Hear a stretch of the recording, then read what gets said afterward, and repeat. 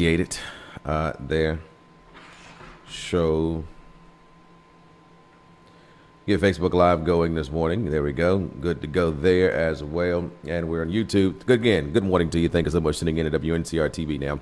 So yesterday, the city of Durham had a meeting, their city council meeting. And of course, there was a lengthy meeting where a number of people, I think, showed up to the meeting. Let me make sure. Oh, I see what we got going on here. I knew something was going on that won't quite in order. And so we got that going well. Okay. So the city of Durham had a meeting on yesterday, and they had a contract, a proposal that was withdrawn. And, you know, I saw this on Facebook, and somebody was talking about it, and I said, let me go check this out. So I was watching this morning, so I didn't get a chance to check it out last night. But I want to start at the tail end of a public hearing, but really I want you to hear the exchange and discussion from city council members and the conversation. Again, like you, at this point, we're probably not going to get to see all of it. Not quite sure what the final is. Not going and looking at a news story that might have covered it, but I don't know what happened because I hadn't got all the way through it. And I said, wait a minute, time done ran away from me. But here's the end of a public comment, I guess, from the applicant who was talking about the project here. Again, this is in the city of Durham. But more than that, this application led the genuine community engagement that this council has asked us to engage in for 10 years. Whether we satisfied everyone is not the test of whether it was genuine or whether it was effective. We did the work, we attempted to resolve as many issues as we could, and we put forth a landmark amount in a community that really needs this investment. However, due to fear and some misinformation, some community members appear to think that a denial is truly in their best interest. They believe they'll get more with a denial. They believe a better plan will come back. And then another. Wait, could you pull back maybe in front of the microphone? So when you look down, we don't hear you. Okay. So if it's backed away a little bit, then we can hear everything you're saying. Okay. They believe a better plan will come back. They believe a developer will offer more money and that they'll somehow get a better deal. But that is not the reality. The reality is, if this plan fails, other developers will look at this and they'll take their money and they'll invest in Raleigh, they'll invest in Cary, they'll invest in RTP, where they know they can build a project and pay the lender back the money that they borrowed. And that leaves Hayti with no jobs, no housing, no millions to invest, just a vacant parcel like it sits today. We stand by what we tried to do for the Hayti community and the process that we led, and it was genuine. It's not like any you've seen before, and I stand by the integrity of that. We mourn the loss of what could have been had this community been willing to accept millions of dollars for its young students and its Black entrepreneurs and the opportunity that it could have afforded on the corridor. The reality is that denial does not help the people of Hayti, but neither does 2 hours of public discourse when it's clear that the writing is on the wall. And so for that reason, we respectfully request that the council allow us to withdraw this case, which I understand at this point in time would have to be from a motion from the council at the table. And we respectfully ask, is the council prepared to make such a motion? I want to pause it right there because this is the applicant who went over maybe 10 or so minutes of the benefits of a proposed project in Durham, North Carolina.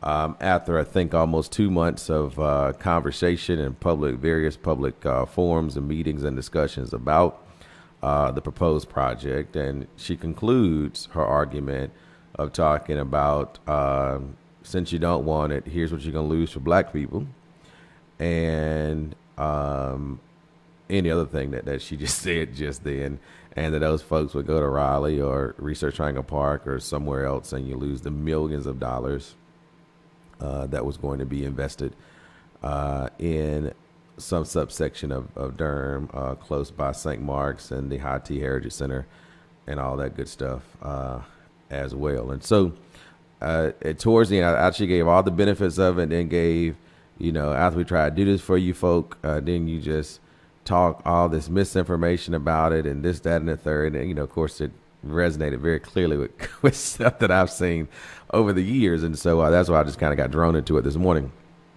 So now at the end, now she's asking for a motion from the council. And again, I want to be very clear. She's asking for a motion. I never heard a motion, but again, I was listening to it while riding as well, and other things. And so I don't quite know if a motion was ever made, and maybe it was, and I'll hear it again going forward. So let's go back.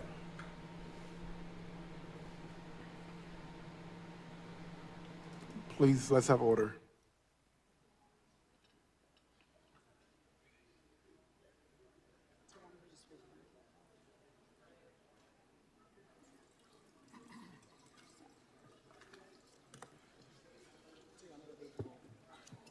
Hold on 1 second.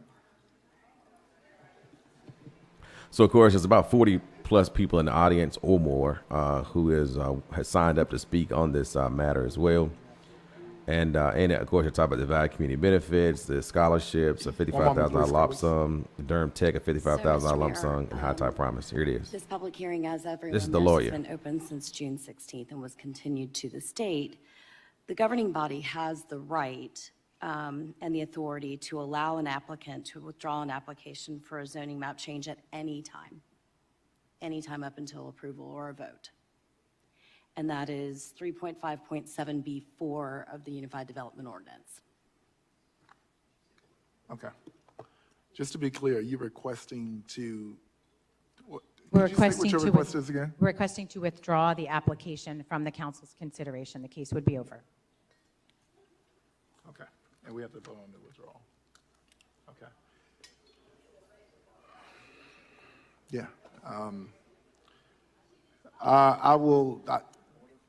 Could I get order in the chambers, please? Colleagues, to my understanding, hey, I'm sorry, we need to have order in the chambers.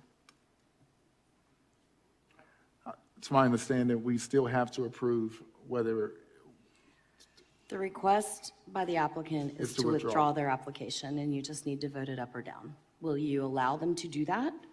Okay. Or will you require that the case move forward to a vote on the merits?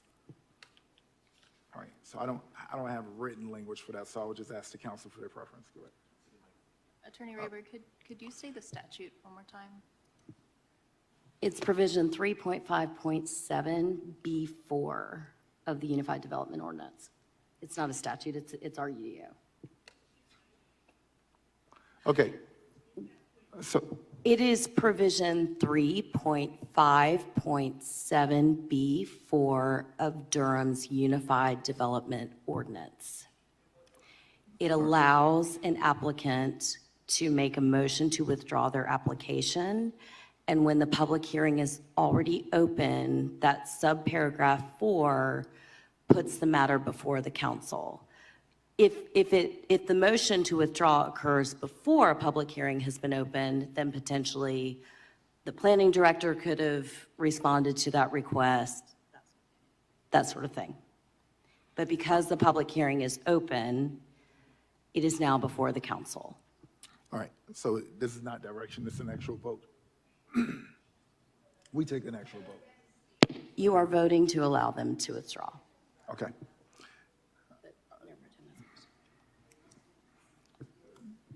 Councilmember Freeman? Or Mayor Pro Tem, I'm sorry, you were first, then Councilmember Freeman. All right, folks, we're going to need order in the chamber, right? Thank you, Mr. Mayor. We already have the applicant's money for the application process, and it would be unprecedented for us. I mean, we've let applicants have continuances. Sometimes we've recommended the continuance to applicants. It would be unprecedented for us to make somebody, if they want to spend their money, all this money they spend on the application process, and then withdraw. That is their right. It is.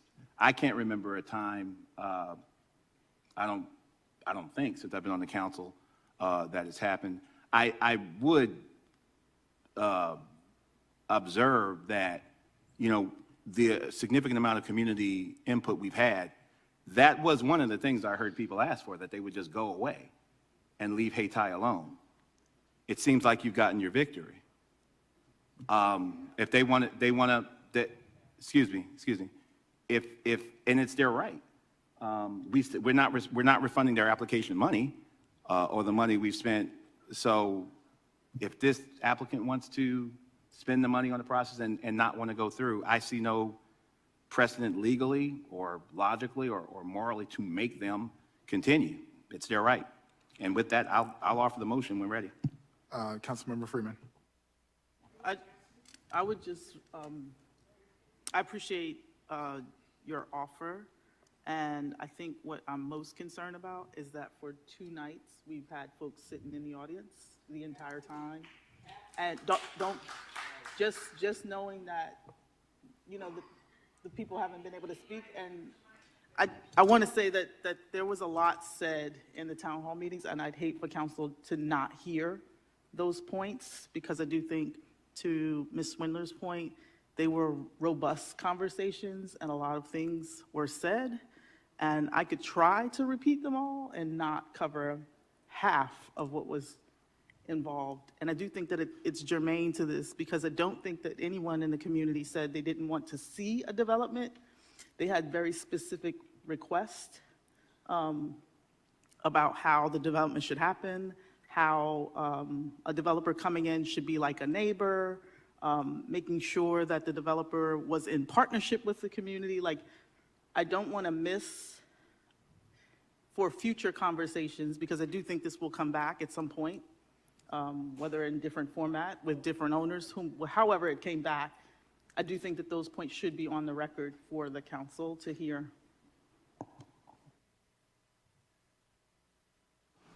So again, I still haven't heard a motion as of yet, and we may hear one later If on. the case comes back, it would have another public hearing. So I mean, Could you by, repeat that? I said, if the case comes back, it would have to have another public hearing unless they did something by right. But then there is no public hearing by right. That was the risk that community said. Like, community has said very loudly and clearly. We have lots of folks here tonight. I think every single one of us attended at least one of those forums this summer, right? I only was able to go to one, but they're withdrawing their application, so there is no project. What folks would be talking about wouldn't exist because they're withdrawing their proposal. So. Folks, we are going to have to be able to do our job up here, so I'm going to ask that we keep order in the chamber respectfully. And I also need to hear my colleagues as well. Will you finish? No, go ahead. Thank you. A public hearing is to hear the merits on a case. My understanding is that there is no case because the applicant's asking to withdraw their application. So I don't know what. And that's where I think again, I ain't been in law school, but I think when she say there is no case because they're asking to withdraw at this particular time when she made such a statement, there still isn't a motion on the city council dais to vote up or down a withdrawal, and some members of council is proceeding as if that did happen already. What we would be doing. We would be having a town hall on a thing that doesn't exist anymore if we follow through with what the applicant's asking. And if it does come back before us, which there have been other proposals that have either failed or withdrawn and come back to the table, there's always a subsequent public hearing. Yeah, I'm reading the UDO, and so I think it's an important distinction that this, if it's done tonight, it might be by their request, but it would be coming from the council, so it would be a council motion. It has not formally been, at this point in time, the only way that it can be withdrawn is if the council initiates it. She gets it. If the applicant wants to initiate it, they can do so in writing before the public hearing, but because the public hearing's been open for 2 months. And that's exactly, I think, what the attorney was saying, but because the public hearing has been open for 2 months and technically there is still a project. But she is an attorney. These folks have come twice already. I would agree with my colleague that I would be open to hearing the public comment, and then the motion, I think, is on the table, and we could vote on the motion after the public comment is received. Thank you. Thank you, colleagues. This is still a government body, and this is still an official function. Listen, I'll name the time and place, and I'll commit to coming to any town hall and listening to everything that wants to be said. However, there is no case. This is not open mic. There has to be a public hearing in pursuit of something. And to keep fidelity with our charter and as a government agency, if the case does not exist, then there is no public hearing. A public hearing is not just hearing. Now, on Thursdays at our work sessions, folk can come and have public comments on whatever they want. But if there is no case before this council as a government body, there are things we have to keep fidelity. That's the job. And if we're having a public hearing in pursuit of no vote of anything, then what are we doing as a government body? If we're not going to vote, then, excuse me, if we're not going to vote, then there's no public hearing. But I know folk have prepared stuff and want to say stuff, and we can invite cameras if folk want, and we can come and we can hear everything, because I think there are some conversations that we need to have. I think now that we've gotten our no, when something happens there by right, are we going to bring the same energy to raise the money for St. Mark? Are we going to bring the same energy by pooling our funds and buying our land on Fayetteville Street? I've seen some post about giving Haiti away. Giving away implies ownership. We don't own it. So we get our victory tonight, but tomorrow morning, if something is built there and St. Mark is damaged, and we don't have the same energy trying to raise money for them, don't ignore the call when you see Durham City government on your phone, because you won't have to come talk to me. I'm going to come talk to you. I'm going to be looking for the same folk and the same leaders who brought all this energy here, because tomorrow, it'll still be empty. We still won't have a fund to buy land. Look, how many years did it take us to get a measly $10 million down payment on the Fayetteville Street corridor? But we've shown up for a whole lot of other causes and helped other folk get stuff passed. When we had those majorities, that's when we should have gotten our multi-million dollars for Fayetteville Street. That's when we should have asked for our root cause initiatives then. So, brothers and sisters, we can have a conversation, but this is a government proceeding. There is no case, and therefore there is no public hearing. But we still need to talk. Again, that's where I disagree with him. At this particular moment, there is no motion on the table. There is, and as rightfully so, you're inside a public hearing, and I get it. Well, I don't get it. I don't, and I'll say this too, real quick. I don't understand, for the life of me, that when you have residents from a particular area in a city who talk about, no, I don't, it's not I don't want development, it's that I don't want this type of development, or if it is this type of development, I want these type of constraints associated with it.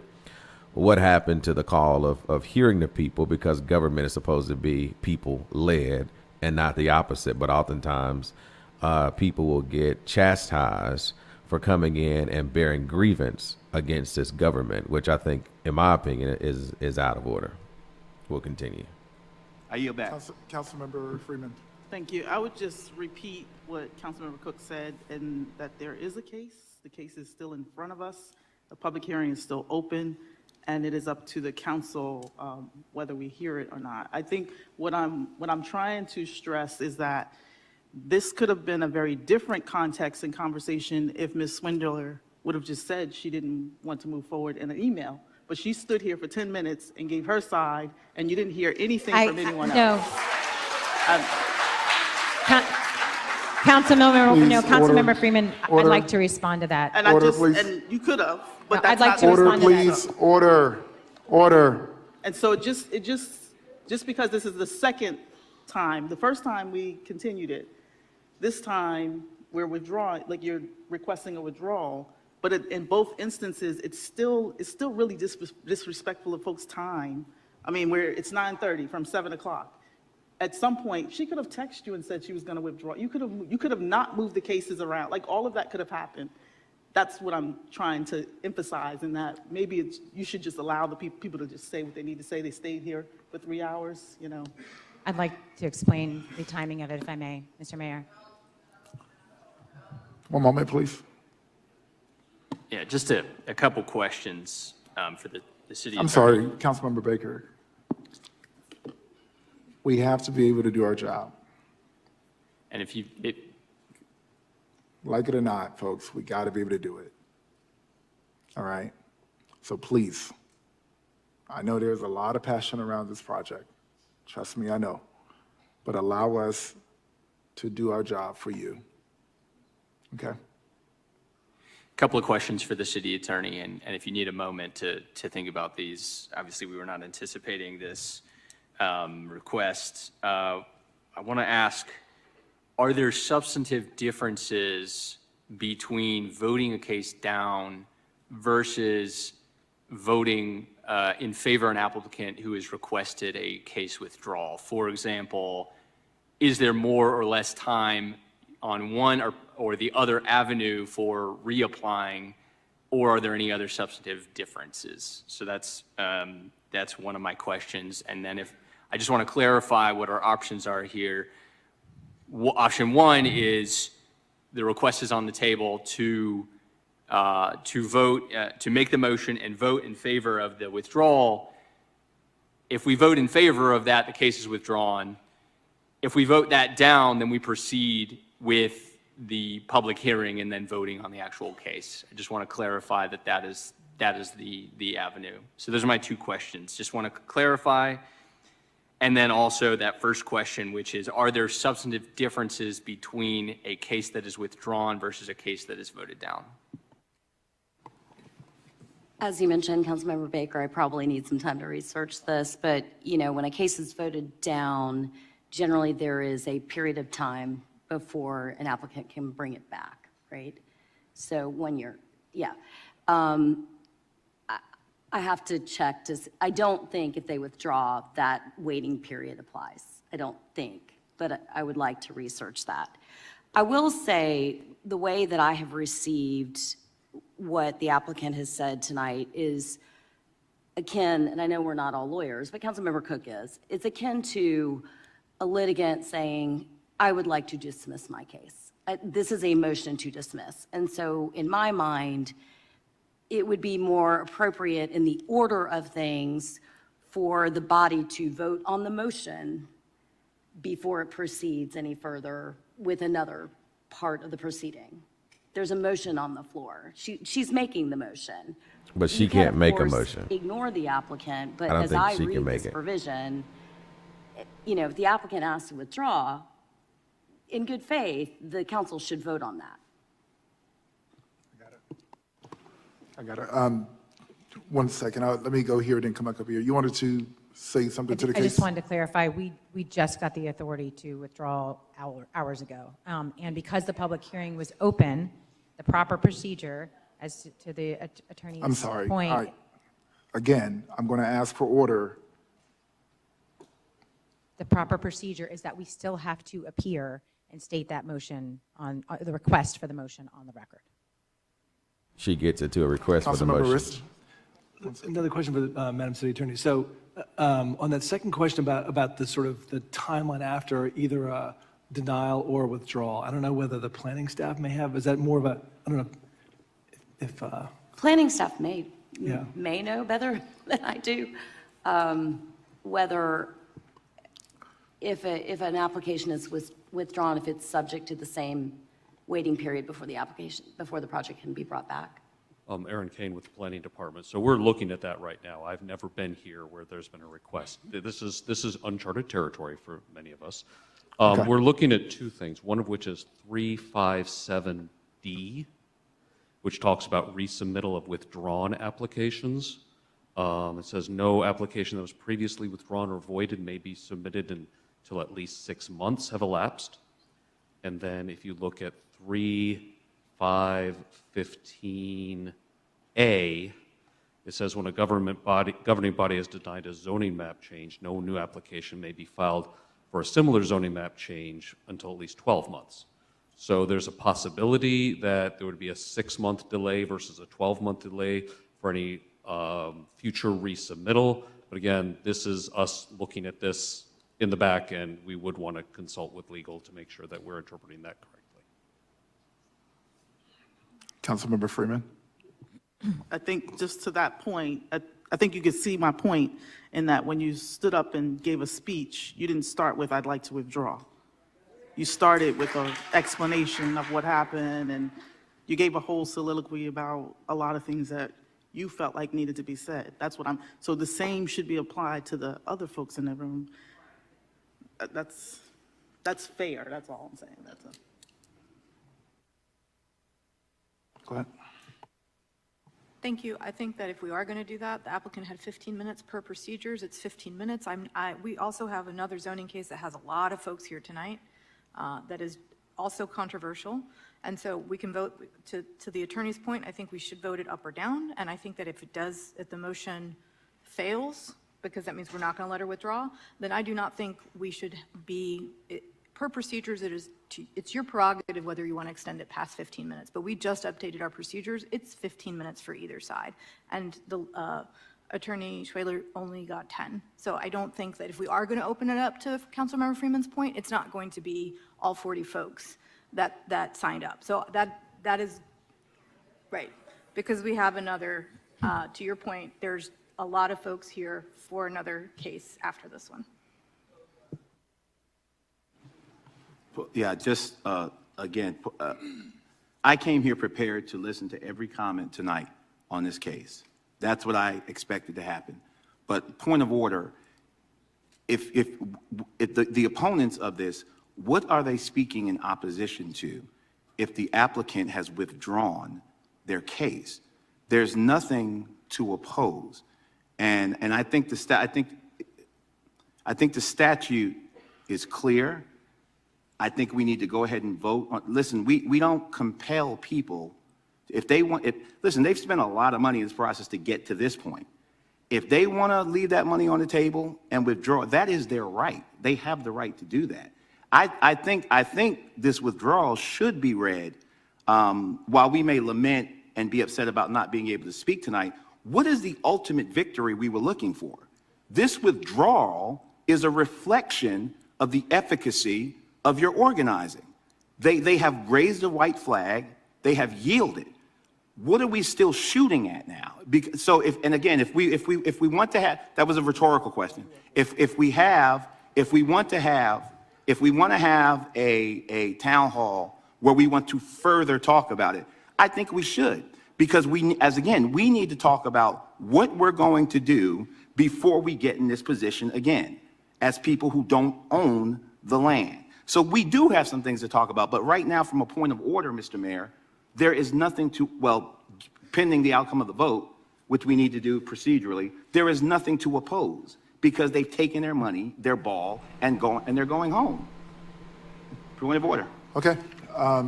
Councilmember Freeman, colleagues, I'm going to take a few last comments, and then I'm going to close it out. I just want to make sure I'm clear, because I do appreciate Mayor Pro Tem's comment about, they're withdrawing, they're waving that white flag. But if waving a white flag today means they're back in February, that's not a white flag. That's a play that they're pulling on. Okay. Whether it's their right or not, I think it's important that we as a council, just in the context of how all of these, because the mayor was not present for those town hall meetings, I do think it's important that you do hear.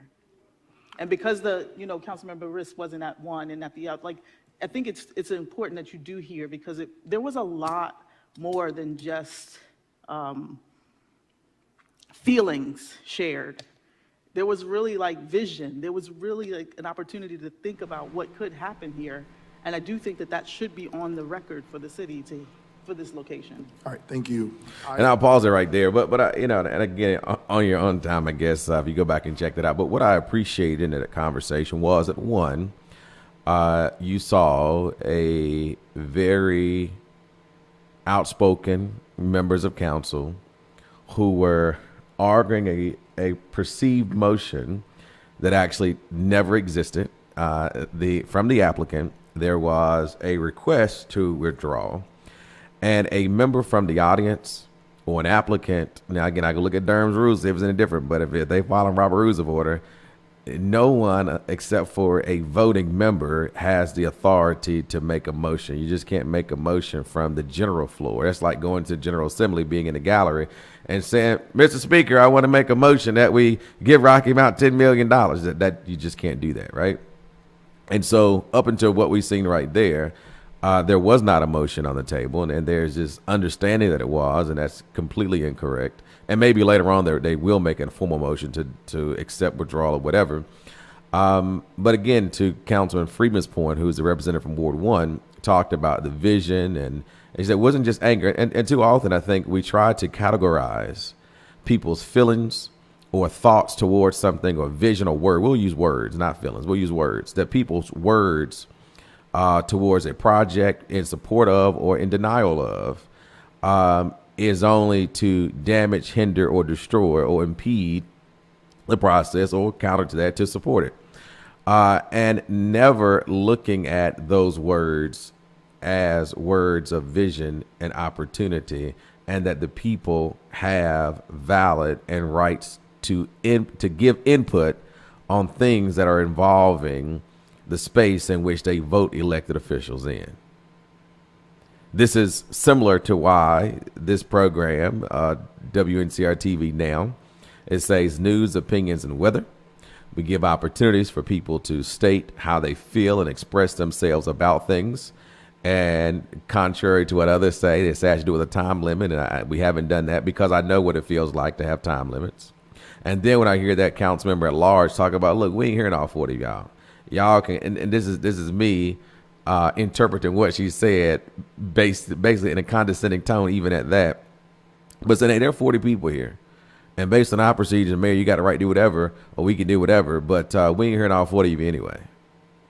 I mean, how then do you run as a member at large and basically say you don't care about the folk, even hearing the folks? Now, I don't know how often Durham meets. If they meet once a month, twice a month, 4 times a month, I don't care what it is. I believe that when you're elected to a position and people use their good effort and energy to show up to a meeting, you hear the people. In fact, when people have meetings pertaining to a subject in which you're going to be voting on, you try to show up to those meetings. Now, that's just me. That's just me, right? Everybody's going to be different. Obviously, she is. And of course, again, Councilwoman Freeman pointed out that, hey, some people didn't show up to the meetings. So you didn't get to hear the robust discussion that people had in regards to what they want to see their neighborhood look like. Now, all the times you hear me talk about buy-in and this, you say, well, why people ain't engaged in the city? Because too often, historically, this city and other cities alike will try to shove things down people's throats and say, okay, now you support it. At the same time, say, wait a minute, I never said we wanted this. This block never said, well, this block, no, we didn't want this. And now you tell us that we got to support it? No, we ain't going to support it. And they say, well, it's the right thing to do because it's already here. Let's just, what? Last I checked, the Constitution of the United States of America says we the people in order to form a more perfect union, right? So the conscience always supposed to rest and lie with the people. That's who you go, and that's who folks go and ask for votes for. I'm doing that right now in Ward 3. And when people say, what's your plan? My plan, I said it may sound crazy, dumb, and stupid, whatever you want to call it. I said, but the reality is, the only plan I have, I said, yeah, I have ideas all day long. We can share and talk to all day long. But the only plan I have is to get more community involvement and engagement out of Ward 3 so that we have consistent meetings and we hear consistently from members of the ward and we move accordingly based on the buy-in from the community. Because for too long, people have been felt voiceless. They've been felt shut up and shackled in boxes and chains. And ultimately, some may move out, or ultimately, some may go and say, I guess you can have ultimate twice, but some may go to a place that it is what it is. It's going to be what it's going to be. We have to reverse that. We must reverse that. Let me say good morning, though, to those who are tuned in this morning at WNCR-TV Now. That includes Gwendolyn Swain, Deborah Gunter, Vernice Harris, Gloria Brake, Larry Woodley, Candy Staten, Allison Williams, William Manley, Alice Bailey, Lucy Boyer, Party Smith, Irma Maxwell, Jacqueline Leonard Randolph, Commissioner Viola Harris, and all others who may be watching and listening via the radio. So I talked to Jimmy yesterday, listening on the radio, as well as those who are watching on television. We thank each and every one of you for tuning in to Wncr-Tv Now. We appreciate so many across this community who engage this program each and every day. I just couldn't thank you enough. I thought you were a little rude to make the comment, if you don't have time to listen to the people, then she should go home. Yeah, or not run in the first place, is what I would say. You do have to give of yourself when you are running in particular office. So again, this is on the Durham not Durham City website, but the YouTube channel where you can find this meeting. It's the City Council meeting from last night, August the 4th. And so I don't know what the outcome was of that. Did they voted up or down or whatever they did? But to the point of, I think the council members who understood where they were, they got it. They got it in the essence that ain't no motion on the table. And so right now we're still at this place. Hey, caller, good morning. Good morning, Mr. Bronson. Good morning, Ms. Davis. How are you? I'm fine, thank you. Good. It goes to show that you don't have to go to college to be productive. Now, what I got out of that session, there were some people, like you said, that got it. Some people did not get it. But for those who got it, why did they make the motion? And was that the pro tem or the mayor that was talking? Was that Williams talking? Which comment? Because both spoke. Okay. When he said he was prepared to... That was the mayor pro tem. Oh, that was pro tem. I mean, there have been many a time when a petition has been put on the table and you don't get to hear what's going on because it's rejected. And if the applicant wants to reapply in 6 months, what's wrong with that? If that is the rules. Mm-hmm. So I think a lot of people was basically trying to show how much strength they had based on their degree. It was nonsense. And did it come out? I tuned in at the midst of this. Yeah, I don't know how Did the people want the project, or did they not? Did not want it. Did not want it. And so what Councilman Freeman was talking about was that there were a lot of conversation, not only that we didn't want it, but here's what we want to see there.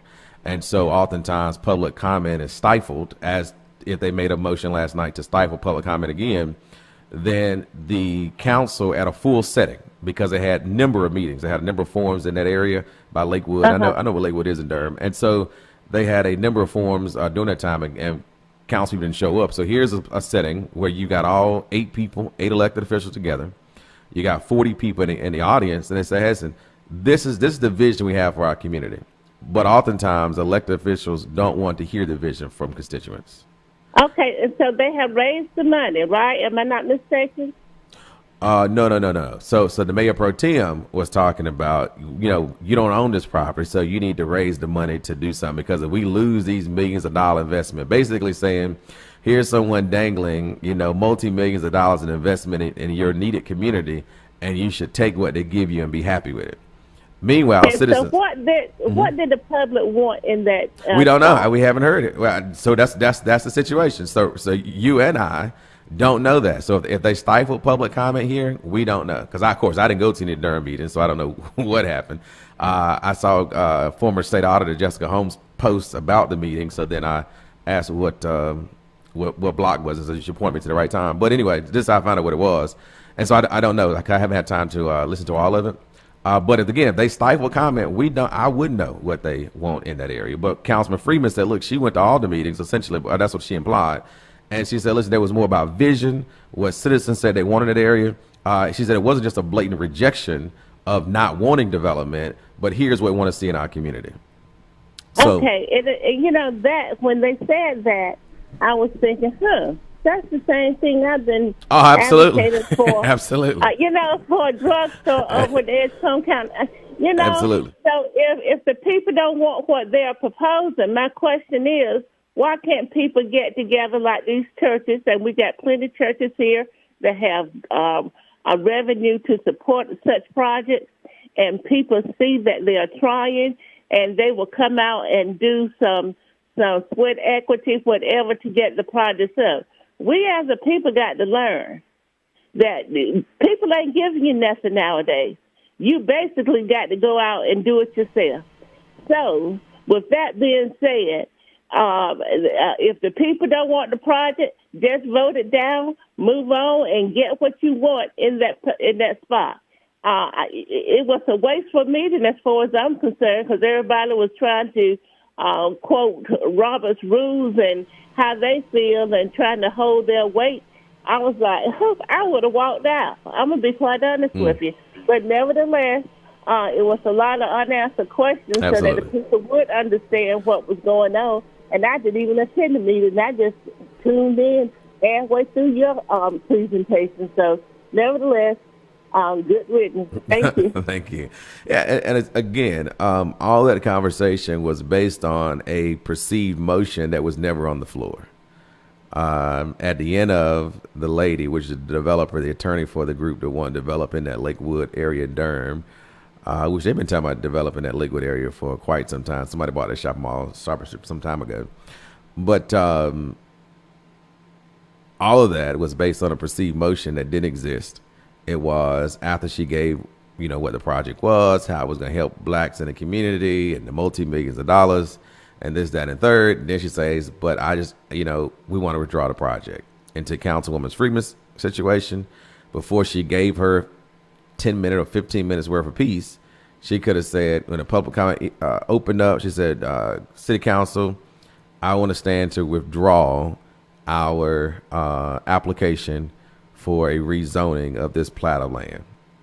But instead, she went through the whole 10 minutes of what it was, as well as, and you didn't see that part, but I listed that part. That's why I don't know the outcome either now. She went through the whole, what they wanted to build there, and this, that, and third, and then how community came and said they didn't want it, and here's where we are today. And then finally, later in the program, she said, hey, she just got authorization a couple of hours ago to withdraw the project from the developers. And so that's why she didn't do it at the top of the thing. You still could have did it at the top of the thing because you got it hours ago. You didn't get it mid of your presentation.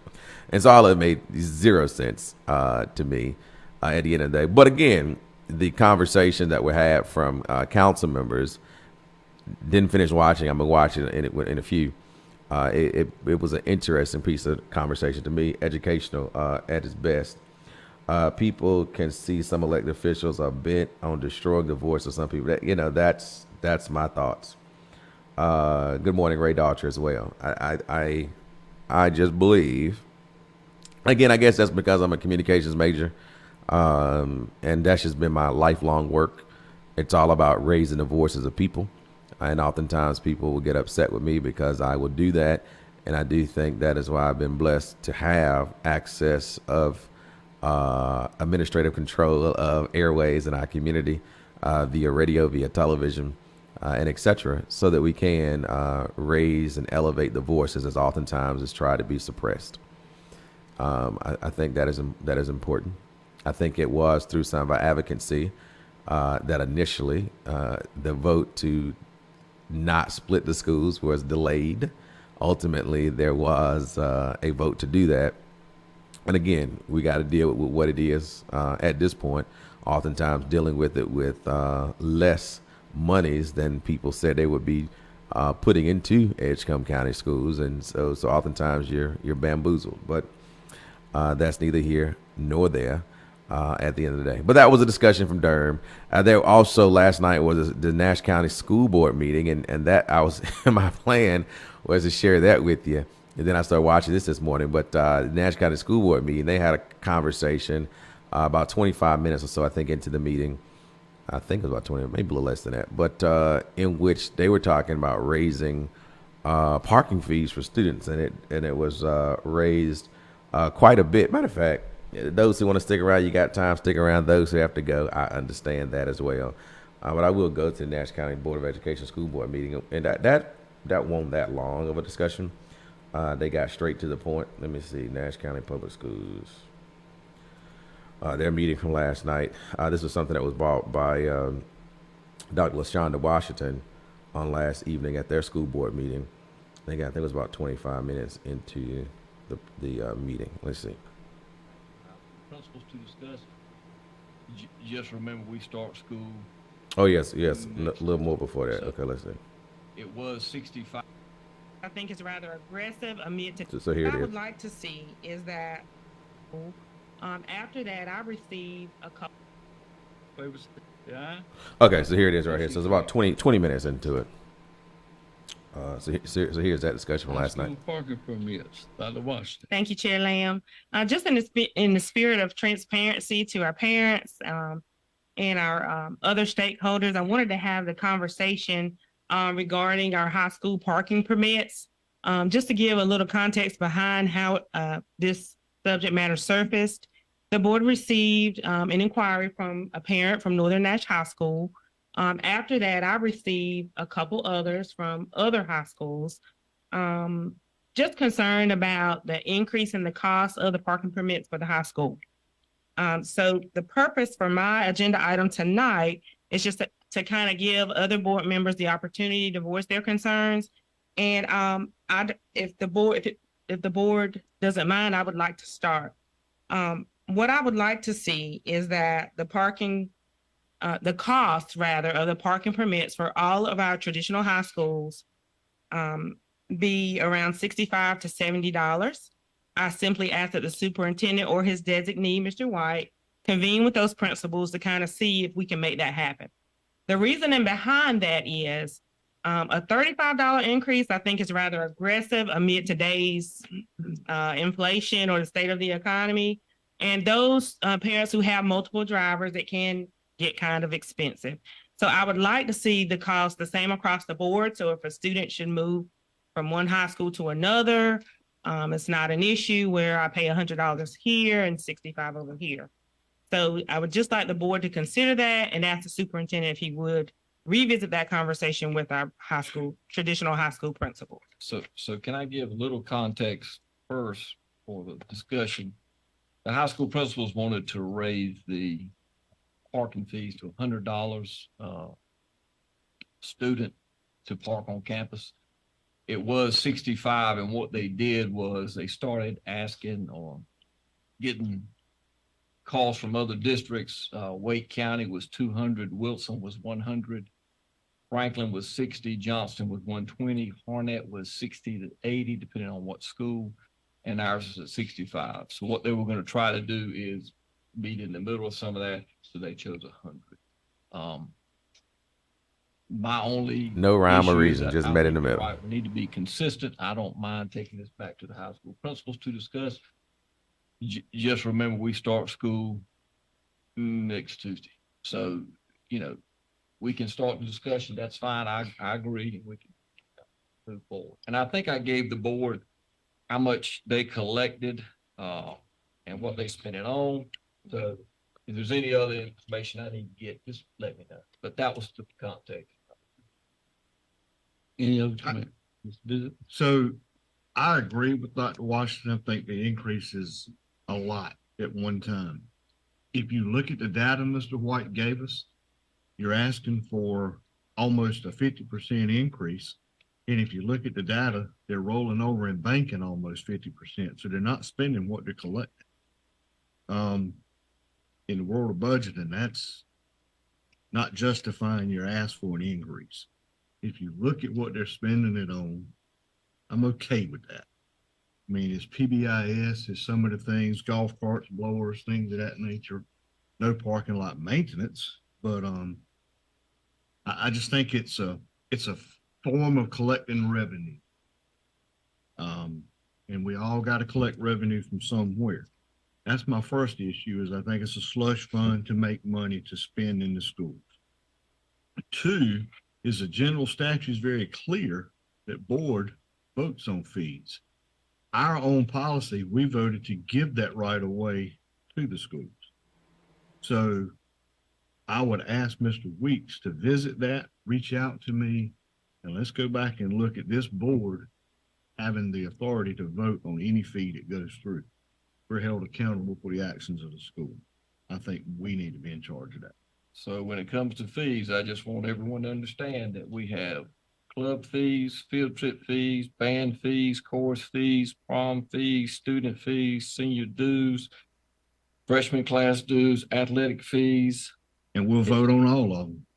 I mean, I just think that would be an administrative function for principals to decide what fees should be charged at schools. I have the confidence in them. well, I don't, well, and I lost disagree. confidence when they there has wanted a been- 50% There has increase. been Like that some, was- and in this form, it talks about some of the things they've done in parking lots. So it's not a slush fund.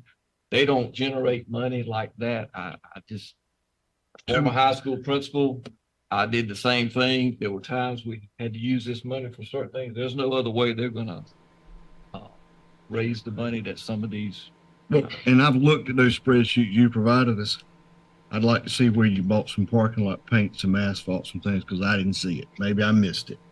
But that's okay. But like I say, I'm not opposed to raising these funds because they got to have the money from somewhere to pay for the things that they're paying for in there. I just think $35 is a huge increase. And like I say, I know we have a lot of fees in this school system, but every other government, I mean, the general statute tells us we're supposed to vote on it. We wrote our own policy to give that authority away. Now that's where I would have to agree with him on that. If the general statute, I hadn't had time to look it up. I saw this last night too. But if the general statute does say that, then certainly the elected school board members shouldn't be giving away that authority. Obviously, that's where you'll get into the issue that you're in right now. And then later on, they talk about conversation about the universal fees and that some schools are different from others. But again, when I hear that they looked around what other people charged and just met in the middle, there was no rhyme and reason, except for the rhyme and reason was just to be in the middle of what everybody else was charging. That too made no sense. I think the superintendent got a little offended by his use of the word slush fund. But again, he then goes and says that when he was a principal, he had to use that money to pay for some other stuff. And so if that's not what that is, then what is it? Hey, caller, good morning. Well, Mr. Brunson, when I graduated from school in 1972, parking fees was $10, and we got along just well. And like the gentleman said, what improvements are they making to increase those fees? Where is that money going to be used in? Are they going to set up a benevolence fund? Do they already have a benevolence fund? And if a student have a hardship, they support that school or those parents or whomever, not the school, but the parents or the students. You know, I have a lot of questions with that. And for Wake County to be charging $200, that's ridiculous. But nevertheless, I'm just talking about right here in the little old city of Rocky Mountain. Now, when I drove my granddaughter to school a couple of years ago for every day, that traffic pattern over there is terrible. They got a caution light sitting there, and people are trying to get in and out oncoming traffic. How many accidents did I see? Too many. I raised Cain about it, but guess what? Nobody did nothing. So my question is, why are you raising it? Just because? Right. I mean, I don't see any point of. And as far as pavement, well, guess what? The state come in and pave the school parking lot. So still, what are you using the money for? So I don't think it should be increased. These are students, not working adults. Right. And if they're gonna increase it, then make some improvements like the traffic patterns which I had made over at Northern Nash. The way the students go out should be the way the parents that pick up students should be going out, and vice versa. Or they should have put a sheriff deputy there to direct traffic. They got them sitting in the school all day long. Why can't they bring the butts out at the time of dismissal and direct traffic? So it's just me talking. I don't have to have a college degree to basically give input. There you and go. as long as I can, I am. So we as people, when we see something that just ain't right, we need to speak up.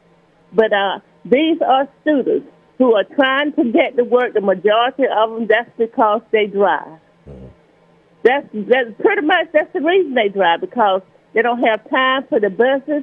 They need to be on the little jobs a particular time. They got to get off before 9 o'clock. They're trying to earn some extra money to help out with, like you said, all those other fees that they have to pay for. That right. Football, soccer, this, that, one thing and another. We got to start thinking, and we need to advocate behind some of these things that people that sit in authority basically say is needed, which does not make sense. Thank you. Thank you. That's okay. But if we know those fees, put them on a fee schedule and this board vote on them annually. My 2 cents. Mr. Dunn, I think. Any way to know when the last time there was an increase in student parking fees across our high school? I mean, has it been every year? Has it been 10 years? Has it been? I don't know. So I've got some former high school principals out there, Mr. Ward, Chad Thompson, Dr. Farrell. Do you know when the last, or do you remember when some of this? I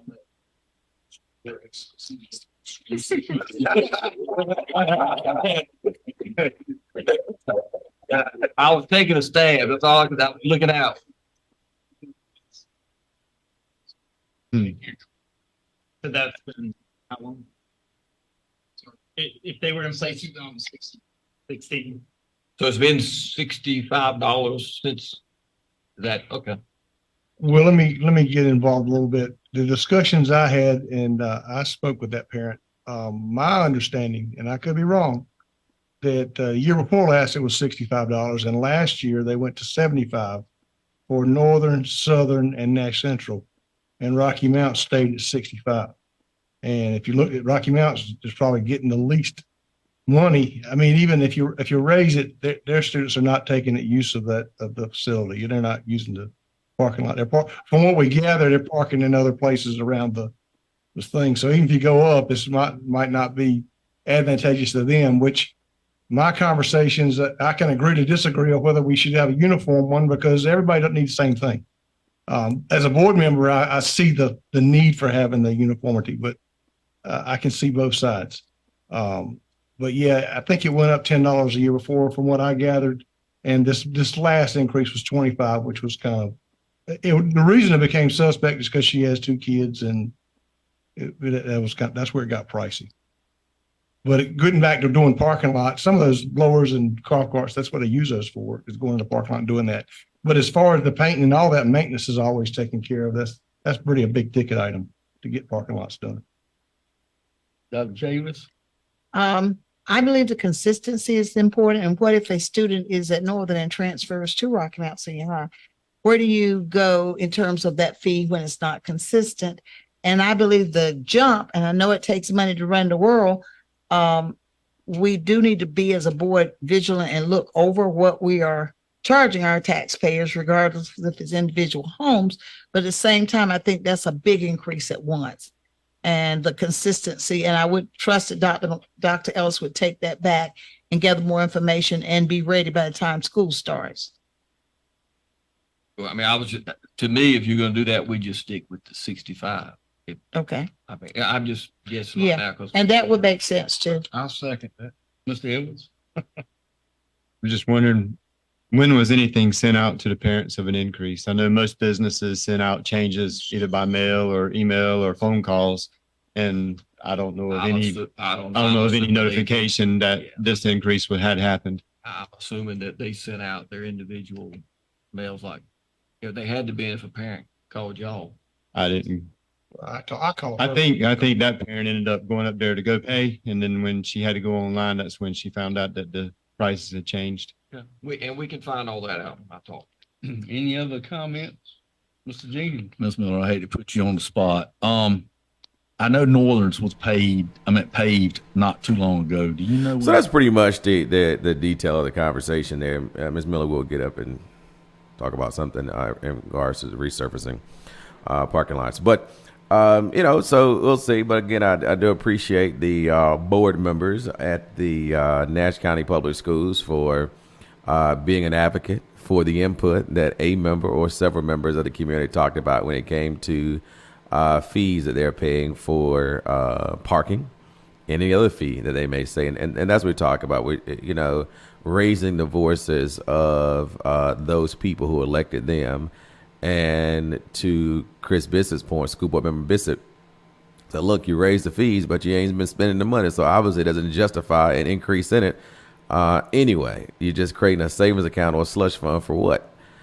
So I think that is important as well. And I do like his idea that if the general statutes say that the school board members approve fees, then those fees need to be set prior to their budget meeting or whatever it is on an ongoing before school starts, so that schools principals know what they are going to be charging for fees based on what a Board of Education policy is as directed by fees. Because to Dr. Chavis' point, that it needs to be consistency throughout the system. That's why it is a school system and not individual schools, right? So they're going to be graded as a whole when it comes to fees. Parking in Northern Nash be no different than parking in Rocky Mount at the end of the day, or wherever it might be there. So that's that. I got to get up out of here because we had an hour. We'll take this phone call real quick and we'll make it a day. Hey, caller, good morning. Mr. Bush, another thing that gets my nerve, every year when school starts, they're asking for a doggone calculator. And all these children got smartphones. I told my granddaughter I was not going to buy no doggone calculator because she got a smartphone. And I meant that too. You know what? They cannot use phones. I could go on. I'll do it tomorrow. I'll do it tomorrow. Yeah, I'll do it tomorrow.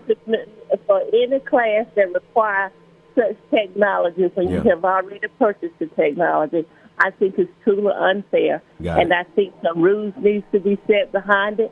And I complained about too. Yeah, they said complaining hours, Councilman Knight, but yeah, that's the God heaven knows too. Because you pay a lot for phones nowadays. They already got it. Thank you very much. Thank you. And let's see. I could go on a little bit further. I was about to go, but then she brought up an interesting point. So just so folks know that when school starts next week, the 12th, children are to have no cell phones, period, in that school, period. And I could perhaps wait till tomorrow to share that. They talked about that last night, too, in the meeting. And Dr. Farrows gave what that means, when's the start of school. For elementary school students, they cannot have a phone device on, accessible, or anything from the time they walk into the building. From the time they walk into the building until that dismissal is given at the end of the day, they cannot have their phone on, period. During instructional time is what was said. And so I tell you what, it's 9:28. Lord, I'll be going on at 10 o'clock. Y'all got stuff to do. So I'll play it tomorrow. But that's what it is. And so I'll play that video tomorrow so you get the full context of the new school policy for high school students, elementary and middle school start tomorrow. I'll be sure to do that. So I'll just leave this up on the screen so I remember to play that tomorrow. I'll see you next time. Do it all over again on Wncr-Tv Now as we talk about things impacting our state, our city, and our nation. Don't forget to check out Pop's Diner today from 11 to 6 and whatever else you can check out.